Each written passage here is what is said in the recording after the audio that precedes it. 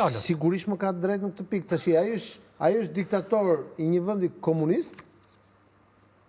Ai është diktator i vendi komunist, është lideri i BRICS-it, është kundërshtari kryesor dhe këta i bëjnë kashëllik kujt Amerikës. Po mirë, shumë mirë. Do ndahet perëndimi ashtu dhe shohim kush do mbiet. Jo, detyrimisht kashëllok, por i shohin edhe interesat e tyre ku. Cili është interesi? Interesat e tyre ekonomike, tregtare. I vetmi interes që kanë ekonomikisht dhe nga pikpamja. Ata kanë problem me SBA-t për çështjen e Ukrainës. Dhe nga pikpamja tregtare është të qëndrojnë, jo më nuk kanë problem me SBA-t. Jo, vazhdo një aspekt. Nga çështja e Ukrainës, Ukrainën deri tani në këmbë ka mbajtur dhe ekonomia dhe ushtria amerikane. Okej? Është pa diskutuar. Pra, këtë e tha dhe Zelenski aty. Ai e din shumë mirë.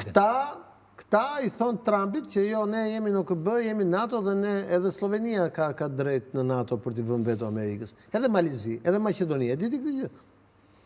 Edhe Shqipëria. Po është realiste kjo gjë apo jo? Po s'është realiste Mehmet. Jo, nuk është as e drejt.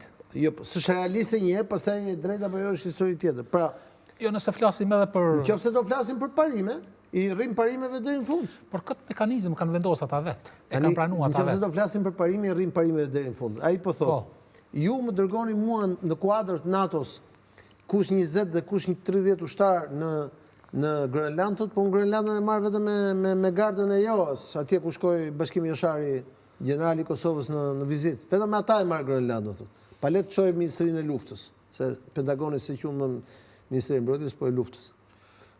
Kryeministri Finlandës thasë që ne, si Evropian, kemi aftësi potencial që të mbrojmë vetë kontinentin. Për që do mbrojmë? F-35... Ku do gjenë ushtarët, më zëtë, se F-35... Jo, përmendi armatimet amerikane. Po si dha i armatimet, me që do mbrojmë? Ja ushet amerikanë. Po s'do t'ja shesi, do të shkoni blenin kinë, me që do mbrojmë? E kupton në që absurde jemi. NATO është organizata më e madhe në botë e sigurisë. Këta e kanë dhe në vend që t'i bëjnë huzmet, kësaj që kanë, edhe të gjejnë mënyrën që dialogojnë me Donald Trumpin për gjithë problemet për cilat flitet, ai tjetër në Francë, ai na kujton që grandurë e Francës, ai ka humbë gjithë Sahelin, gjithë Afrikën perëndimore. S'ka më ushtar për të çuar atje. Ky tjetër në Gjermani kërcon 30 ushtar në po t'i dalin sirianët në rrugë këti në Gjermani edhe irakenët kërës del do të në rrugë për vete në Berlin, kërëministri Merci.